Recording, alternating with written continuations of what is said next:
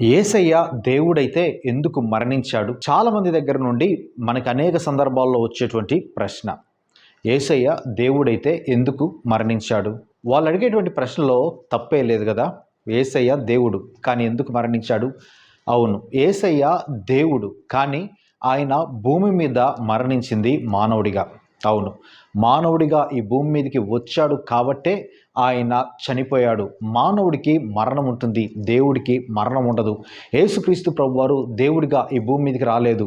ఆయన కేవలం నరావతారిగా మానవుడిగా ఈ లోకంలోనికి వచ్చాడు. కారణం, ఈ లోకములో మానవుడు అనుభవిస్తున్నటువంటి ప్రతి కష్టము నుండి మానవుడిగానే సమాధానం చెప్పి తన అద్వితీయమైనటువంటి శక్తితోటి ఈ లోకములో ఉన్నటువంటి భయంకరమైనటువంటి మరణాన్ని జయించడానికి యేసుక్రీస్తు ప్రభువారు ఈ లోకంలోనికి వచ్చారు. యేసు ప్రభు పలికినటువంటి ఈ యొక్క 4 మాటలో అద్వితీయమైనటువంటి మాట.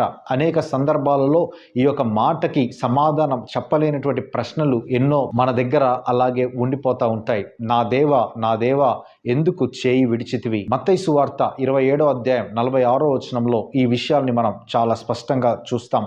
ఏలి ఏలి లామా సబక్తాని అనేటువంటి మాటని హీబ్రూలో కూడా మనం చూస్తాం. అయితే ప్రాముఖ్యంగా ఈ విషయాల గురించి మనం ఆలోచిస్తూ ఉన్నప్పుడు అసలు ఎందుకు ప్రభువారు ఈ విధంగా పెద్దగా కేకలు వేస్తూ అరుస్తూ ఉన్నాడు? ఇట్స్ అన్ యాంగ్విషియస్ క్రై అనేటువంటిది కొంతమంది చెబుతూ ఉంటారు. అంత మాత్రమే కాదు, ఎందుకు తండ్రి యేసు ప్రభు వారిని విడిచిపెట్టారు? మూడవది, ఈ ఎడబాటు వలన మనకేమొస్తుంది? ఈ 3 అంశాలని ఈరోజు క్లుప్తంగా ఈ యొక్క వీడియో ద్వారా మనము ధ్యానించబోతా ఉన్నాం.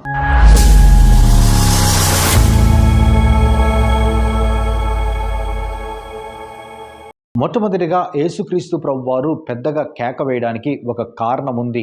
ఆ కారణం, యేసుక్రీస్తు ప్రభువారు ఆ కలువరి సిలువలో ఉన్నప్పుడు పరలోకంలో ఉన్నటువంటి తండ్రి తనను చూసి పక్కకి తిప్పుకున్నట్లుగా మనం చూస్తాం. ఎప్పుడైతే పరలోకపు తండ్రి ఆ విధంగా పక్కకి తిప్పుకున్నాడో యేసుక్రీస్తు ప్రభువారు పెద్దగా కేకలు వేశాడు. తండ్రి అని పిలిచేటువంటి ఆయన నా దేవా అని పిలుస్తున్నట్లుగా మనకి స్పష్టంగా కనబడతా ఉంది కదా. దీనికి కారణం, తండ్రి యేసుక్రీస్తు ప్రభువారిలో ఉన్నటువంటి పాపాన్ని చూస్తూ ఆయన పక్కకి తిప్పుకున్నట్లుగా మనకు అర్థమవుతుంది. ఈరోజు మానవుడు ఎదుర్కొంటున్నటువంటి ప్రధానమైనటువంటి సమస్య పాపం అనేటువంటిది మానవుణ్ణి మరణంలోనికి తీసుకొని వచ్చింది. యేసుక్రీస్తు ప్రభువారికి తండ్రికి మధ్య ఉన్నటువంటి సత్సంబంధం విడదీయలేనటువంటిది. కానీ ఆ సత్సంబంధాన్ని సపరేట్ చేసింది మానవుడు చేసినటువంటి పాపమే. మానవుడు ఈ లోకములో అనేక సందర్భాలలో కూడా అనేక విషయాల్లో సపరేట్ అయిపోతా ఉన్నాడు. అది ఏ విషయమైనా కానివ్వండి, స్నేహితులతో కానివ్వండి, బంధుమిత్రులతో కానివ్వండి, భార్యాభర్తల సంబంధాలు కానివ్వండి, మానవుడు అనేక సందర్భాలలో కూడా ఇతరులతోటి శత్రుత్వం కలిగినటువంటి భావన పెంపొందించుకోవడానికి కలిగినటువంటి మూల కారణం పాపం. ఈ పాపం అసలు ఎక్కడ ఆరంభమైంది? మనకు ఈ విషయాల గురించి ఆలోచిస్తూ ఉన్నప్పుడు ఆది కాండములోనే ఏదెను వనములో మానవుడికి పాపం ఆరంభమైంది. ఎప్పుడైతే తినవద్దన్నటువంటి పండును తిన్నారో ఆ తిన్నటువంటి మరుక్షణమే వారు మరణించారు. కానీ వారు శారీరకంగా మరణించలేదు, కానీ మొట్టమొదటిగా they separated from the God, దేవుడి నుండి దూరం అయిపోయారు. దానినే ఆధ్యాత్మిక మరణం అని మనం చూస్తాం. కొద్ది కాలం అయిపోయిన తర్వాత అనేకమైనటువంటి క్రూర మృగాలు ఈ లోకములో జీవించడం మనం చూస్తాం. అంటే అక్కడ ఉన్నటువంటి ఎకో సిస్టమ్ కూడా దెబ్బతిన్నట్లుగా మనకి అర్థమవుతా ఉంది. అంత మాత్రమే కాదు, అక్కడ ఉన్నటువంటి హేబేలు కయ్యూను అనేటువంటి అన్నదమ్ముల మధ్య వైరం మొదలైపోయింది. ఎప్పుడైతే వీరిద్దరి మధ్య వైరం మొదలైపోయిందో తన తమ్ముడిని చంపడానికి కూడా వెనుతీయనటువంటి సపరేషన్ అక్కడ కయ్యూను ఎదుర్కొన్నాడు.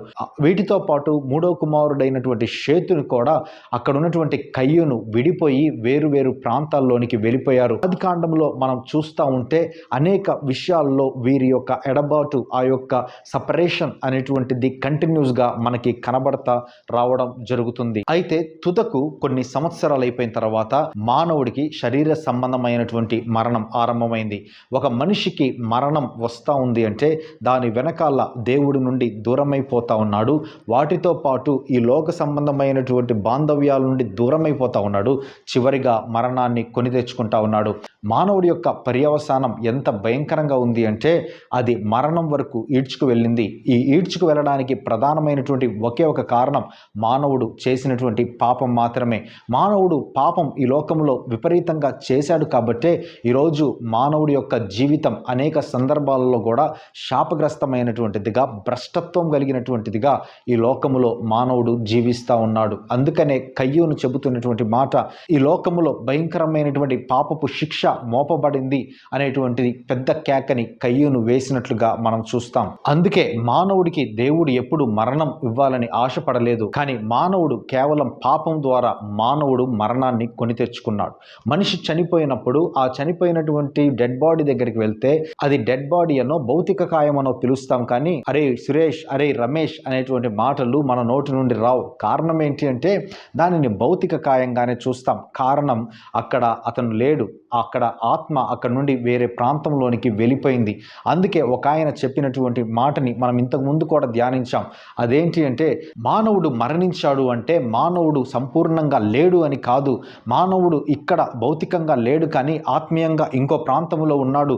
అది నరకమైన అయి ఉండొచ్చు, అది పరలోకమైన అయి ఉండొచ్చు. ఇక్కడ మనం ప్రత్యేకంగా చూసినట్లయితే యేసుక్రీస్తు ప్రభువారి యొక్క జీవితములో ఆయన చివరి దశలో పరిశుద్ధుడైనప్పటికీ కూడా ఒక పాపి ఎంత భయంకరంగా మరణాన్ని అనుభవిస్తాడో అంతగా ఆయన మరణాన్ని అనుభవిస్తూ ఉన్నాడు.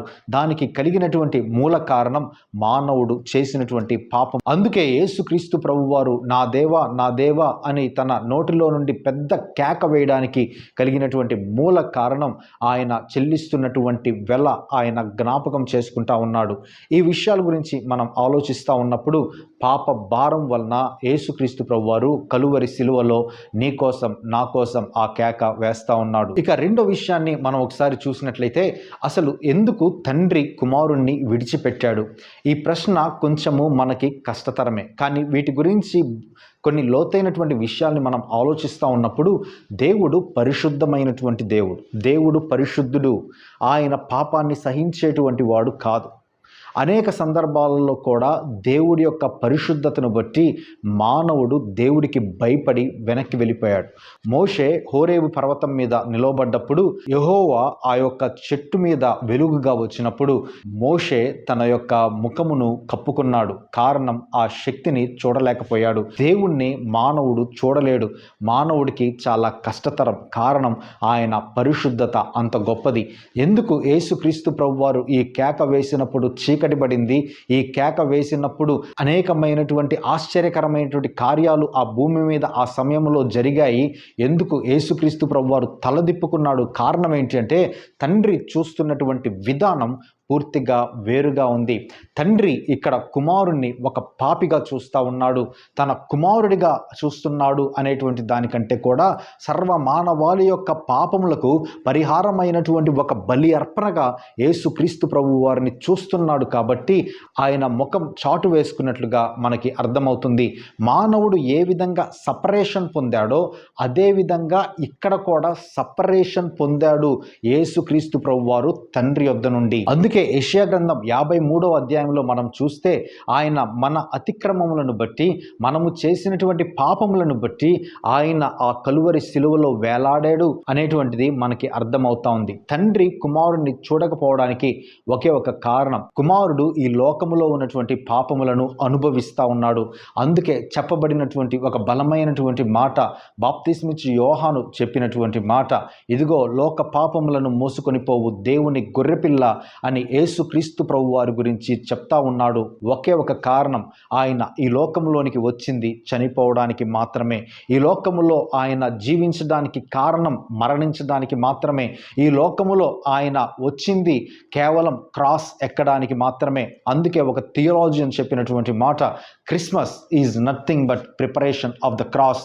క్రీస్తు పుట్టుక కారణం ఏంటి అంటే కలువరి సిలువని ఎక్కడానికి మాత్రమే అని ఒక థియాలజియన్ మనకి చెప్పినట్లుగా మనం చూస్తాం. అయితే ఇక్కడ రెండు విషయాల్ని మనము చూస్తా వచ్చాం. మొట్టమొదటిగా యేసుక్రీస్తు ప్రభు వారి యొక్క కేక, ఎందుకు ఆయన ఆక్రందనతో అరిచాడు అనేటువంటిది మనం చూసాం. రెండవది తండ్రి ఎందుకు విడిచాడు అనేటువంటిది కూడా మనం చూసాం.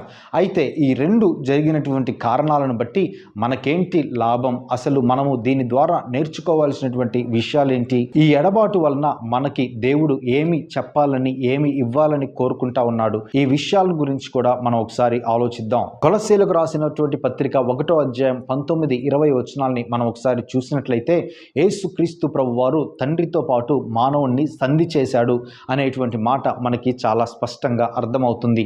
ఈ లోకములో ఏదైతే సపరేట్ అయిపోయిందో, అది ఆధ్యాత్మికంగా కానివ్వండి, అది ఆత్మీయ సంబంధమైనటువంటిది కానివ్వండి, లేకపోతే లోకములో ఏదైతే దేవుడితో పాటు మానవుడు జీవించాలని ఆశపడ్డాడో ఆ ఆశ అడియాసలైపోతున్నటువంటి పరిస్థితుల్లో యేసుక్రీస్తు ప్రభువారు మనకి దేవుడికి మధ్య సంధి కుదిర్చడం కోసం మాత్రమే ఆయన ఈ లోకంలోనికి వచ్చినట్లుగా మనం చూస్తాం. మొట్టమొదటిగా మనకి దేవుడి నుండి దూరమైపోయినటువంటి మనల్ని ఆయన సంధి చేశాడు. అందుకే ప్రభువారు ఈ లోకంలోనికి మానవ రూపంలోనికి రావడానికి కారణం, ఆయన పరలోకమందున్నటువంటి తండ్రితోటి మనము సత్సంబంధం కలిగి జీవించాలని ఆయన ఆశపడ్డాడు. అలాగే ప్రభువారు మనకి నూతన జీవితం ఇవ్వడానికి ఇష్టపడ్డాడు. ఈరోజు సర్వ మానవాళి కూడా మరణం, అంధకారం, పాపము ద్వారా భయంకరమైనటువంటి నరకాన్ని పొందుకుంటా ఉంటే, ప్రభువారు ఇచ్చినటువంటి ఒక అద్భుతమైనటువంటి పిలుపు, నన్ను విశ్వసించు వారిని పునరుద్ధానంలో తిరిగి లేపెదననేటువంటిది బలమైనటువంటి మాట. క్రైస్తవ విశ్వాసానికి ఒక ఊపిరి లాంటి మాట. ఆ మాట పలికాడు యేసుక్రీస్తు ప్రభువారు. కారణం ఏంటి అంటే, ప్రభువారు ఇచ్చినటువంటి ఒక అద్భుతమైనటువంటి గిఫ్ట్, ద సాల్వేషన్, రక్షణ అనేటువంటిది ఇచ్చాడు. ఈరోజు మనము పోరాడుతున్నది లోక సంబంధమైనటువంటి వ్యక్తులతో కాదు, కానీ మనము ఆత్మ సంబంధమైనటువంటి పోరాటములో ఉన్నామని పౌలు గారు మనకి జ్ఞాపకం చేయడానికి కారణం ఏంటి అంటే, నువ్వు నేను ఈ లోకములో ప్రభువు యొక్క రక్షణ వస్త్రములను ధరించుకొని పోరాడుతున్నాం అనేటువంటిది మనము మర్చిపోకూడదు. ఈ రక్షణ అందరికీ లభించేటువంటి భాగ్యం కాదు.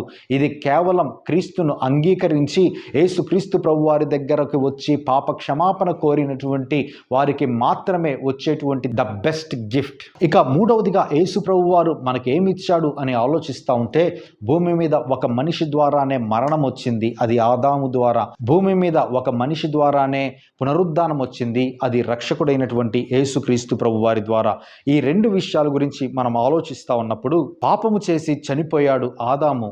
ఆ పాపానికి తగినటువంటి మూల్యాన్ని చెల్లించి సర్వ మానవాళిని పునరుద్ధానంలోనికి నడిపించాడు యేసుక్రీస్తు ప్రభువారు. ఒక్క ఆదాము చేసినటువంటి పాపం వలన సర్వ మానవాళికి మరణం వచ్చింది. ఒక్క యేసుక్రీస్తు ప్రభువారు చేసినటువంటి బలి వలన సర్వ మానవాళికి పునరుద్ధానం వచ్చింది. ఈ రెండు విషయాల గురించి మనం ఆలోచిస్తూ ఉన్నప్పుడు, ఒక వ్యక్తి ద్వారా మరణం, ఒక వ్యక్తి ద్వారా పునరుజ్జీవం.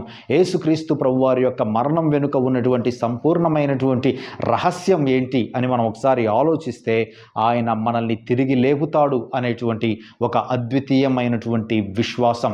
అంత మాత్రమే కాదు, ఈరోజు తాగుబోతులు, తిరుగుబోతులు, వ్యభిచారులు, జూదగాళ్ళు, దేనికి పనికి రానటువంటి వ్యక్తులందరూ కూడా ప్రభువును అంగీకరించి జీవితం యొక్క విలువను తెలుసుకొని వారు ఎందుకు వచ్చారు, ఏమి చెయ్యాలి, ఎటువంటి విలువలతో ఈ లోకంలో బ్రతకాలి అని వారి జీవితంలో వారు నేర్చుకొని ఈరోజు ప్రపంచానికి ఒక అద్భుతమైనటువంటి మార్గదర్శకంగా, వెలుగుగా, ఉప్పుగా ఉండగలుగుతూ ఉన్నారు. కారణం ఏంటి అంటే, ప్రభువు నేర్పించినటువంటి బాట అంత గొప్పది.